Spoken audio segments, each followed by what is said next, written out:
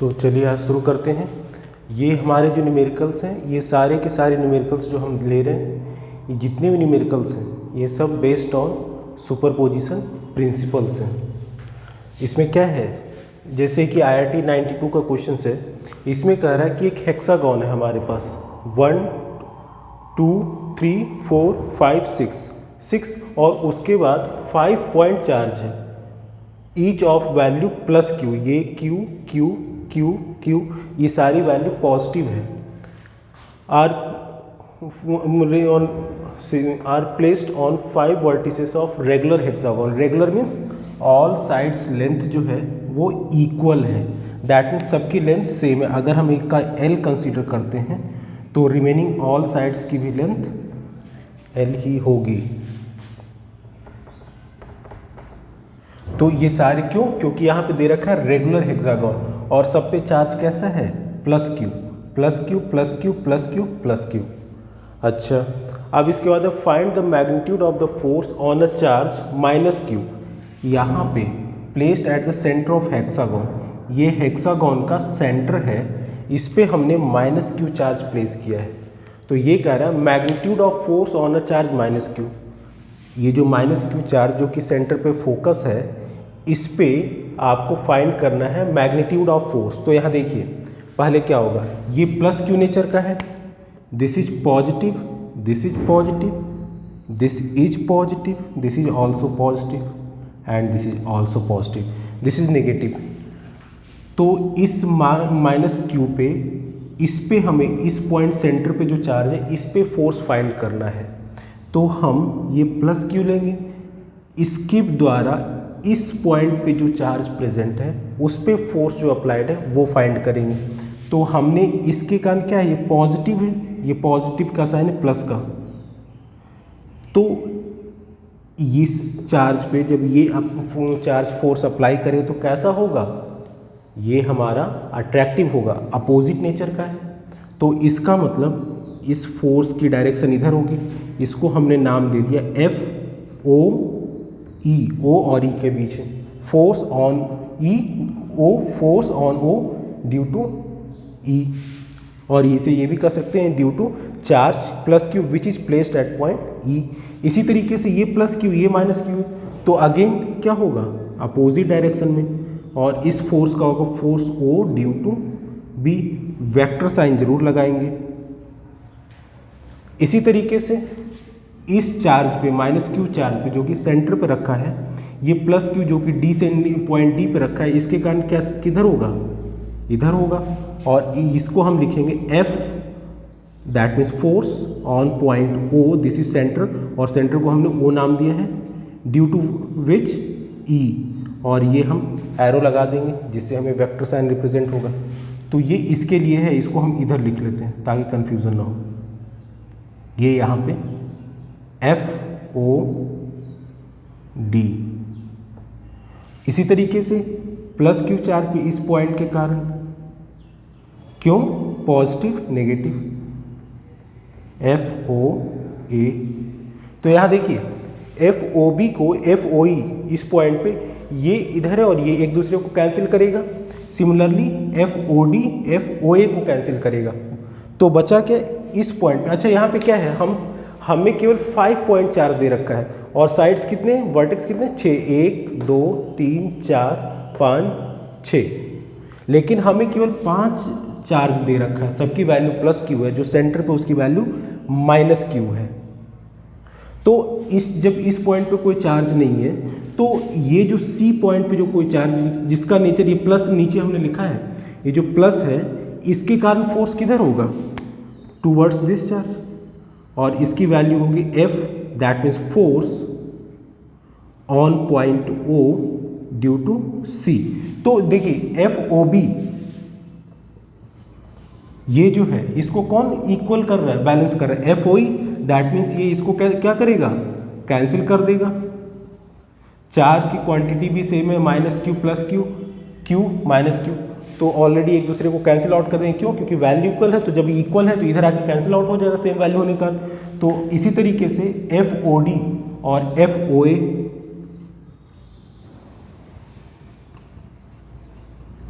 ये एक दूसरे को बैलेंस करेंगे, कैंसिल आउट करेंगे। तो जब ये दोनों सब इसको ये कैंसिल करेगा, इस फोर्स को ये कैंसिल करेगा, तो इफेक्टिव फोर्स कौन सा बच जाएगा, FOC।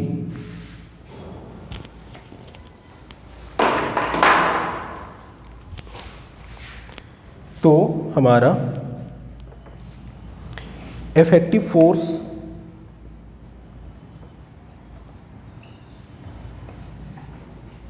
होगा केवल FOC। देखिए ये आ रहा वीडियो में, और FOC की वैल्यू क्या होगी, वही 1/4 पाई एप्सिलॉन नॉट, जिसको हम कांस्टेंट K से रिप्रेजेंट करते हैं। साथ में चार्ज, तो चार्ज क्या है, एक है Q, दोनों की वैल्यू केवल हम क्वांटिटी लेंगे, Q इंटू Q अपॉन इनके बीच का डिस्टेंस, ये डिस्टेंस OC का स्क्वायर, ये हमारा होगा। अच्छा यहाँ पे आपको देखो, अच्छा ये मैंने पहले बता दिया क्या, find the magnitude of a force, sign की बात नहीं कर रहा था, मैग्नीट्यूड, तो मैग्नीट्यूड हमारा ये होगा K into Q into Q into OC, बस हो जाएगा। तो ये हमारा नेट फोर्स होगा। एक मिनट, कुछ डिस्टर्बेंस है।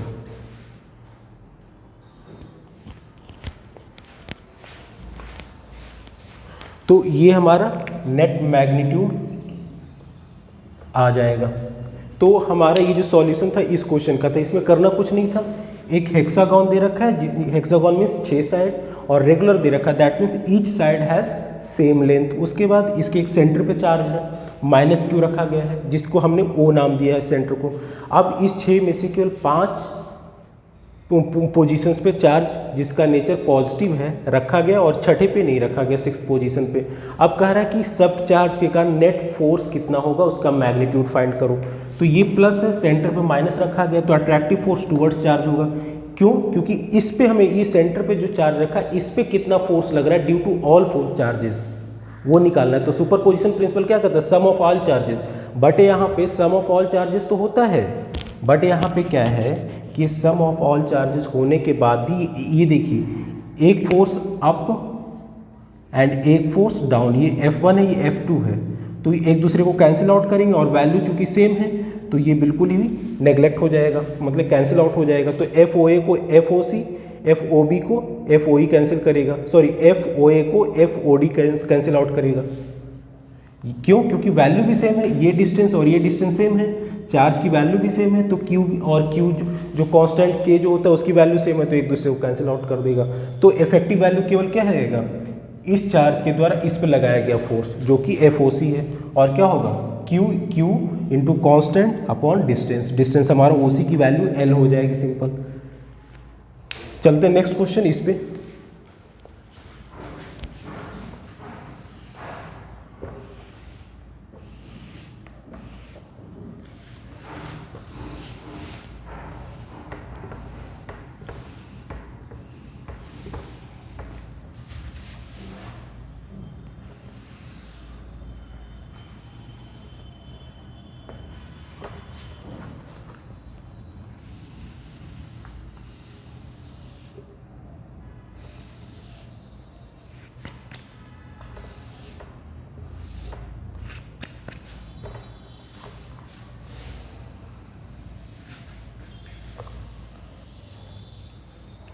अब हम आते हैं इस क्वेश्चन पे। जितने भी देखिए आपके सब्जेक्टिव क्वेश्चन होंगे वो काफ़ी अच्छे टाइप के होते हैं। जैसे पिछले लेक्चर में हमने एक IIT क्वेश्चन सॉल्व किया, एक CBSE किया, इस बार भी एक IIT का और एक CBSE कर रहे हैं। तो ये जो 2015 का आया हुआ है, इसमें क्वेश्चन है 3 point charges plus Q each are kept at the vertices of an equilateral triangle। तो पहले हम इक्विलैटरल ट्रायंगल बनाते हैं,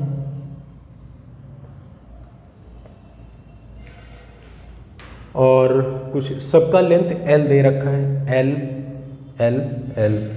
ये पॉइंट हमने A मान लिया, this is B and this is C। 3 point charges plus Q, सब पे जो चार्ज रखा गया कैसा है, प्लस Q।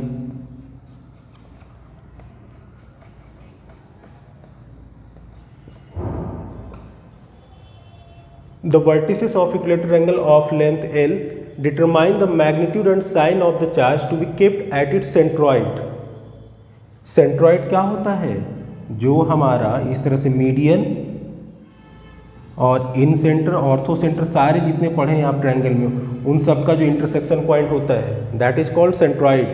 क्यों? किसमें? केवल इक्विलैटरल ट्रायंगल की बात कर रहे हैं, और किसी भी ट्रायंगल में नहीं, इक्विलैटरल ट्रायंगल में इन सेंटर और ऑर्थो सेंटर, सर्कम सेंटर और ये जो मीडियन है, इन सब का इंटरसेक्शन पॉइंट एक ही होता है। उसे सेंट्रॉइड बोल लो, ऑर्थो सेंटर जो भी बोल लो, तो ऑर्थो सेंटर नहीं मतलब सेंट्रॉइड वगैरह बोलते हैं।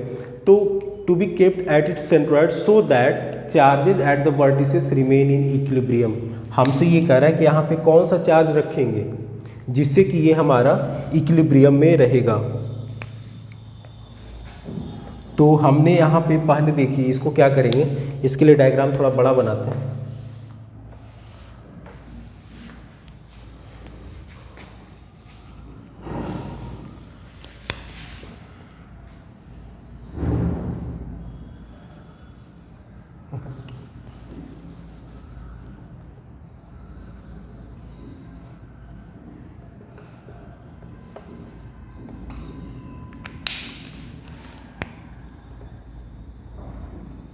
ये हमारा सेंट्रॉइड है जहाँ पे सबका इंटरनल एंगल इन बाइसेक्ट कर रहा है लाइक दिस।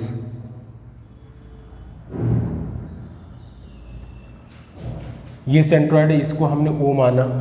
अब तीनों A B C तीनों पे चार्ज पुट किया गया है प्लस Q।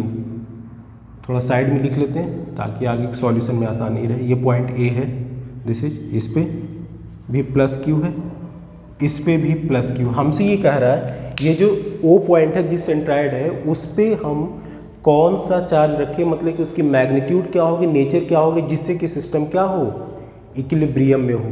तो पहले अब यहाँ पे हमें रिजोल्यूशन पढ़ना होगा, वेरी इंपॉर्टेंट।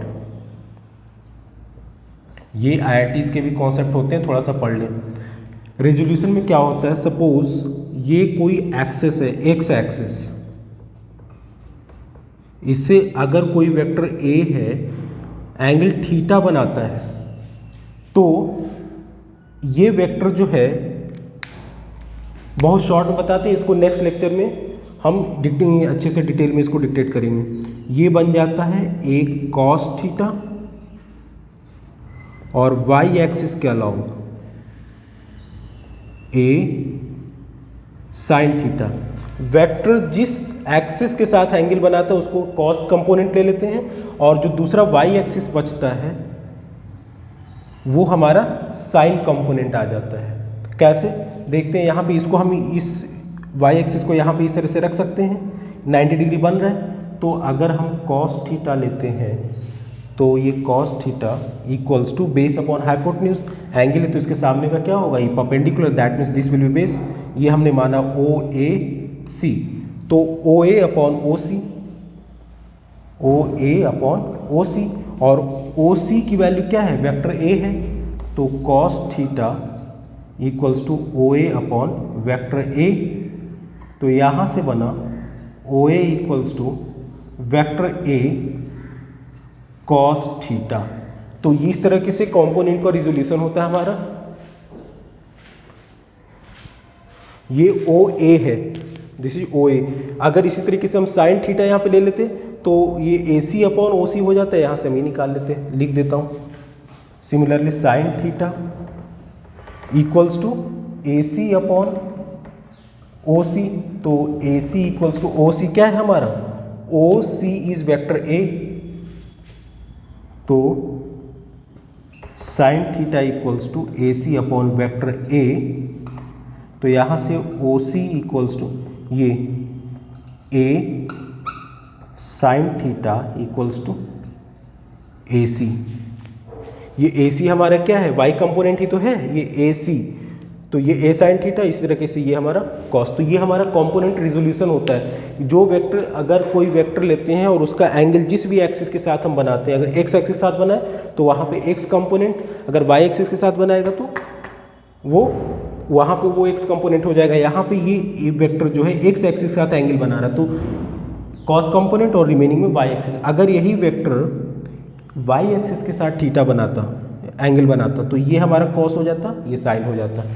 तो ये इंपॉर्टेंट था, कंपोनेंट रिजोल्यूशन बोलते हैं, वेरी इंपॉर्टेंट। नेक्स्ट तो आगे क्वेश्चन सॉल्व करते हैं।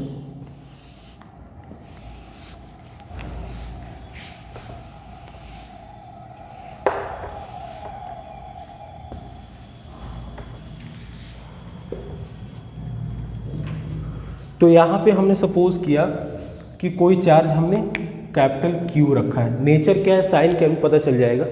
अब देखते हैं, ये प्लस Q, ये भी प्लस Q,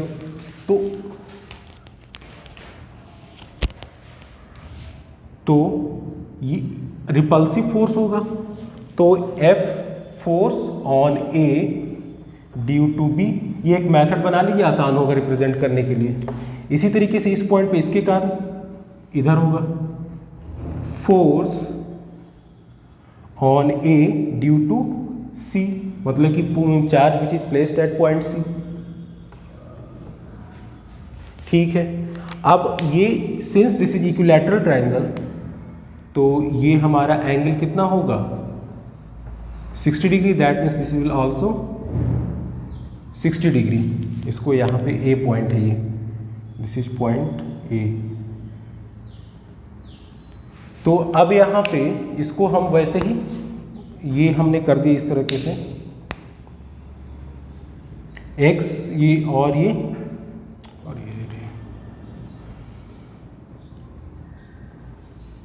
y एक्सिस। अगर ये टोटल 60 है तो ये 30 होगा, this will B also 60 and this will B also 60। तो यहाँ पे हमारा जस्ट अ मिनट,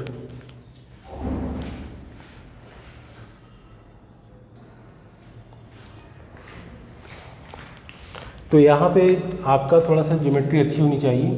तो ये कितना हो जाएगा 30 डिग्री, टोटल 90 होता है, ये भी हमारा 30 डिग्री। तो ये हमारा जो है y एक्सिस है और ये हमारा x एक्सिस है।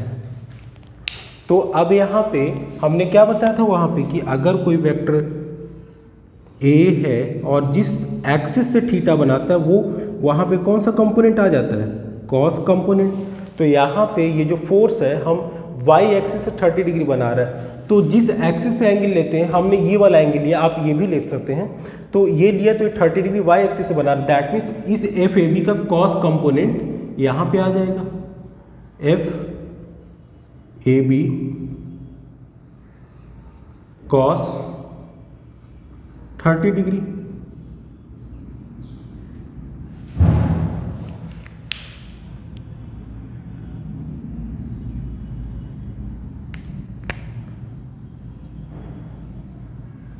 और ये वाला हो जाएगा हमारा, अब यही वेक्टर एक्स एक्सिस है तो एंगल नहीं ले रहे क्योंकि हम 30 डिग्री ऑलरेडी ले चुके हैं।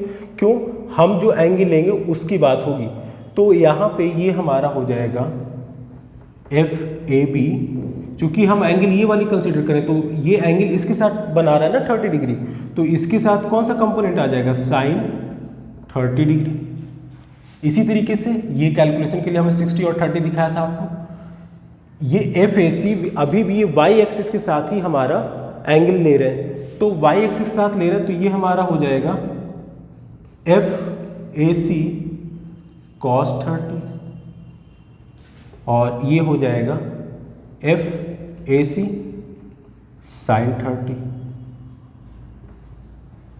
तो ये एफ ए सी साइन 30 का डायरेक्शन इधर है, इस डायरेक्शन में है, और एफ ए बी साइन 30 का इधर है, तो एक दूसरे को कैंसिल आउट कर देंगे, तो बचेगा क्या,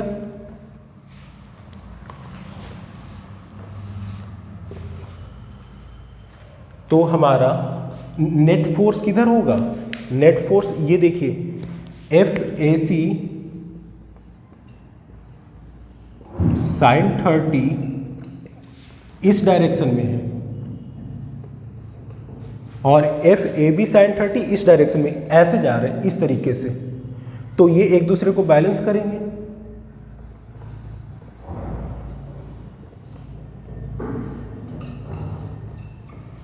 तो बैलेंस करेंगे, दैट मीन्स कैंसिल आउट हो जाएंगे। तो इफेक्टिव फोर्स इस पे इन दोनों चार्जेस का किधर हुआ, ऊपर की ओर, ये कॉस कंपोनेंट वाला, ये वाई एक्सिस मिटा तो आसान हो जाएगा देखने में। अब देखिए F A C cos 30, F A B cos 30, ये दोनों सेम डायरेक्शन में, मतलब कि नेट फोर्स हमारा जो होगा बी और सी के कारण, ये जो सेंटर ए है ये वाला, तो नहीं सेंटर नहीं, ये जो पॉइंट ए है, तो at point A net force due to point B and C, ये बी एंड सी क्या होगा,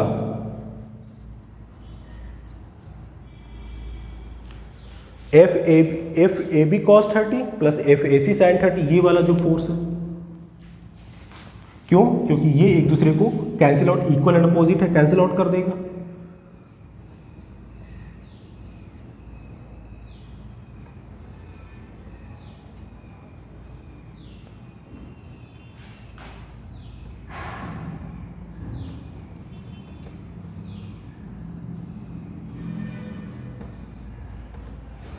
और सी डिस्टेंस चूंकि इक्विलैटरल ट्रायंगल है और लेंथ सबका क्या है, सेम है, तो यहाँ से यहाँ डिस्टेंस सेम है, चार्ज की क्वांटिटी भी सेम है, तो that means F A B, और यहाँ पे ब्रैकेट में लिख देते हैं F A B equals to F A सी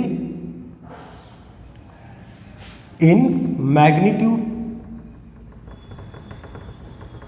तो और ये cos 30 हमारा तो सेम है दोनों का, तो यहाँ से हो जाएगा, और इसको हमने दिस इक्वल्स टू f मान लिया, तो 2f cos 30। अब नेक्स्ट आगे चलते हैं।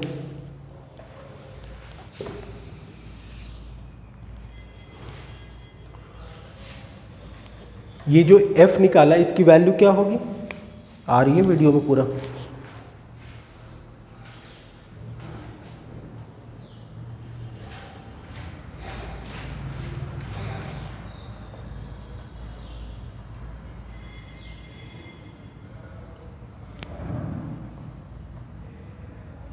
सॉरी f, ये जो f निकाले हैं, ये f जो है हमारा, f की वैल्यू होगी 1/4 pi epsilon not q into L square, that means q का स्क्वायर अपॉन एल स्क्वायर। ये वीडियो में आ रहा है,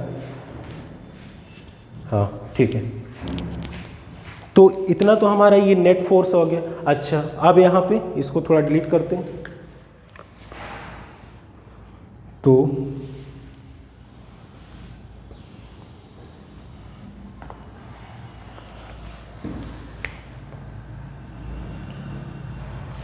ये देखिए, ये जो हमारा नेट फोर्स 2f cos 30 आया,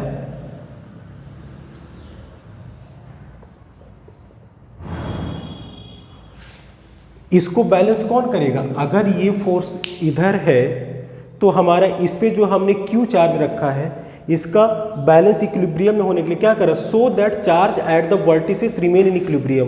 तो यहाँ पे जो चार्ज है अगर वो निगेटिव होगा तभी तो इसको अपनी ओर खींचेगा। अगर ये भी पॉजिटिव है, ये भी पॉजिटिव, यहाँ पे पॉजिटिव साइन लगा है, तो इसको और रिपल कर देगा, तो क्या इक्विलिब्रियम में होगा? नहीं होगा। तो इसलिए यहाँ पे हमें चार्ज नेगेटिव होना चाहिए। तो चार्ज नेगेटिव, तो यहाँ से ये हमें पता चला कि charge at the centroid should be negative. तभी तो ये नेट फोर्स ऊपर की ओर जा रहा है। इस फोर्स को ये एक दूसरे को कैंसिल आउट कर रहा है, ये इधर खींच रहा है, उतना इधर खींच रहा है, तो ये एक दूसरे को मिनिमाइज कर रहा है। नेट फोर्स इधर इसके कारण भी इधर है और इस फोर्स का कॉस कंपोनेंट भी इधर, तो नेट फोर्स दोनों का मिला के हमारा ये आ गया। इसको बैलेंस करने के लिए हमारा इसके बीच का डिस्टेंस पता होना चाहिए, और इसके बीच जो फोर्स है वो किधर होना चाहिए? इधर की ओर। तो यहाँ पे लिखेंगे to be in equilibrium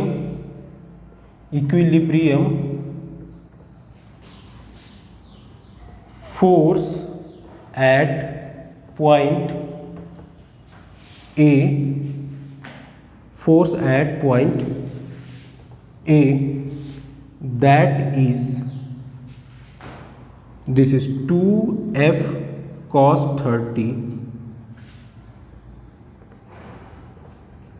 equals to, हमने यहां पे फोर्स माना F2।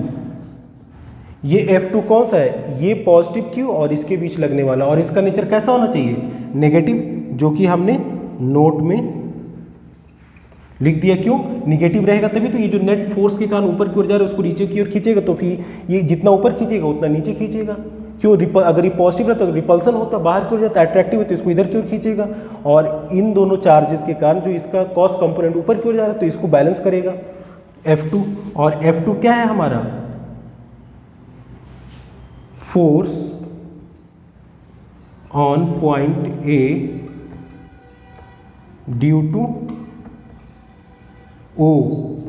ये O, ये सेंट्रॉइड वाला O है, थोड़ा स्पेस कम है तो इसलिए मैनेज करना पड़ेगा। अब यहां पे ये जो F2 की वैल्यू निकालना, तो F2 क्या होगा हमारा? K that is 1/4 pi epsilon not capital Q into Q। इस Q की जो वैल्यू हमें निकालनी है, कैपिटल Q नहीं small q into capital Q, जो कि हमने माना अपनी तरफ से, अपॉन OA का स्क्वायर। अब ये OA डिस्टेंस कितना होगा? तो OA डिस्टेंस के लिए हम ये देखते हैं, ये इक्विलैटरल ट्रायंगल जब होता है तो जब भी ये मिडी एक साइड को बाइसेक्ट करता है इक्विलैटरल ट्रायंगल केस में, तो ये राइट एंगल बाइसेक्ट करता है, दैट मीन्स 90 डिग्री होता है। तो अगर ये पूरा लेंथ L है तो इतना की वैल्यू क्या होगी? L/2, इतना हो जाएगा L/2, और ये हमारा L है। तो पाइथागोरस थ्योरम लगाएंगे, तो इसको थोड़ा सा रफली देख लेते हैं इधर। तो ये पाइथागोरस थ्योरम, ये हमारा क्या हो जाएगा? Hypotenuse, this is base and this is perpendicular. तो L, ये L का स्क्वायर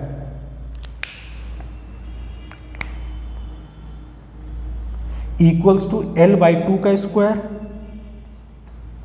ये लैटरल ट्रायंगल में होता है ना, साइड का बाइसेक्ट जो करता है, ये हमारा बाइसेक्ट कर रहा है इस साइड को, तो किस पे करता है? 90 डिग्री पे। तो ये हमारा एक राइट एंगल ट्रायंगल इस तरीके से बन रहा है। तो L/2 इसको हमने x मान लिया, तो x का स्क्वायर, तो L स्क्वायर माइनस ये L²/4 इधर चलाएगा, इक्वल्स टू x का स्क्वायर। ये वीडियो में आ रहा है? नहीं आ रहा, ये इतना नीचे नहीं आ रहा, तो इसको यहीं पे छोड़ते हैं। इसको जब हम आगे सॉल्व करेंगे तो इसको अब ये हो जाएगा L का square minus L²/4 equals to x का स्क्वायर। तो यहाँ से x की वैल्यू हो जाएगी √3 L/2। ये आप सॉल्व कर लेंगे। ये आ रहा है इतना? नहीं आ रहा, ये भी नहीं आ रहा। चलो इसको आगे लिख, छोड़ो इसको। ये L²/4 हो जाएगा, स्क्वायर हटाएंगे तो इधर जाएगा, तो सिंपल हम यहाँ से लिख देते हैं, x की वैल्यू जब सॉल्व करेंगे तो x की वैल्यू हो जाएगी √3 L/2। तो यही हमारा x जो है, ये A से पॉइंट, ये जो हमने लिखा था D पॉइंट है मान लिया, तो A से D पॉइंट है ये हमारा A से O नहीं है, A से D पॉइंट निकालना। देखिए राइट एंगल ट्रायंगल बन रहा है इतना।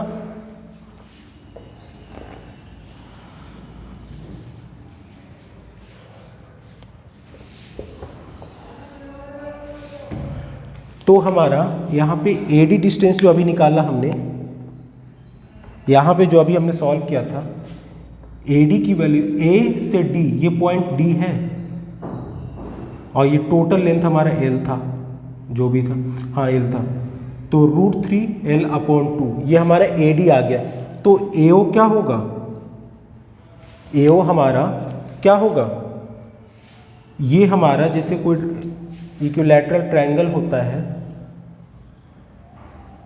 तो सेंट्रॉइड जो होता है 2:1 में डिवाइड करता है। तो टोटल लेंथ अगर x है, मान लिया ये टोटल लेंथ हमारा यहाँ से यहाँ तक जो है, ये वैल्यू यहाँ से यहाँ, ये जो है, ये अगर x है तो ये वैल्यू हमारी यहाँ से यहाँ कितनी होगी? टोटल 2 + 1 3, तो 2/3/x। तो वैसे ही तो इसको हम लिखेंगे √3 तो हमारा हो जाएगा ए से ओ तक √3L/2 का 2/3 पार्ट। इतना पार्ट 2 होता है, सेकंड 2 पार्ट होता है, इतना 1 पार्ट होता है, तो इतना पार्ट क्या होगा 2/3, ये तो पता है।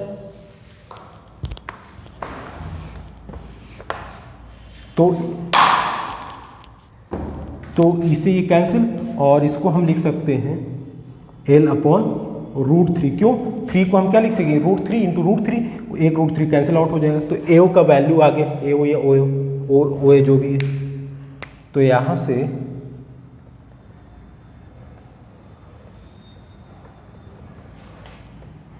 K into Q into capital Q upon L/√3 का होल स्क्वायर, इस वैल्यू को इसके साथ रखेंगे। तो ये था हमारा। अब यहाँ पे ये लेके आते हैं, तो 2f की वैल्यू हमारी ये वाली f है, तो K इंटू Q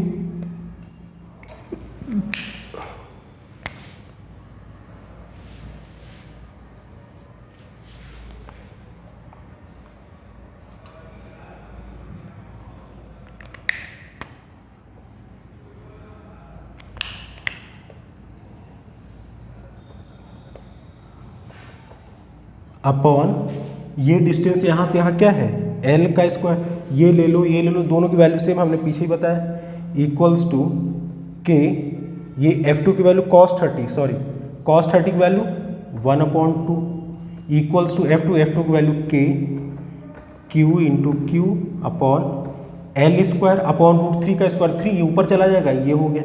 इतना वीडियो में आ रहा है? हाँ आ रहा है। अब हम इसको यहाँ पे डिलीट कर देते हैं, ये थोड़ा सा, तो यहाँ पे ये K से ये K कैंसिल आउट हो जाएगा, ये Q से ये Q कैंसिल आउट हो जाएगा, L स्क्वायर से L स्क्वायर, और ये 2 से ये 2 कैंसिल आउट हो जाएगा, बचेगा क्या Q, ये जो Q है इक्वल्स टू Q इंटू 3, भाई ये 2 से ये 2 कैंसिल, K से ये K कैंसिल, इक्वल टू का साइन है बीच में, ये K से कैंसिल, Q से Q कैंसिल, ये Q बच जाएगा, L स्क्वायर से L स्क्वायर, L अपॉन √3 का होल स्क्वायर था, तो √3 का होल स्क्वायर 3 ऊपर चला जाएगा, 3 से मल्टीप्लाई हुआ, तो यहाँ से हमारा आ जाएगा ये जो Q है, इस Q की वैल्यू हो जाएगी स्मॉल q अपॉन 3, ये मैग्नीट्यूड हो गया, साइन हमने बता ही रखा है नेगेटिव होगा। तो ये सारे क्वेश्चन से देख लीजिए, पीछे जो हमने IIT करवाया या फिर CBSE का कोई फर्क नहीं है, दोनों में थोड़ा सा कॉन्सेप्ट वही है, सारे सुपर पोजिशन में कई सारे चार्जेस प्रेजेंट है सिस्टम में, किसी एक पे निकालना है। तो जिस आपका थ्योरी कहता है कि सम ऑफ ऑल इंडिविजुअल चार्जेस, तो यहाँ पे इंडिविजुअल चार्जेस का सम कहाँ होगा, ये कंपोनेंट रिजोल्यूशन है, इसको याद से ध्यान से कॉन्सेप्ट में पढ़ लीजिएगा जो पीछे बताया। चलिए थैंक यू।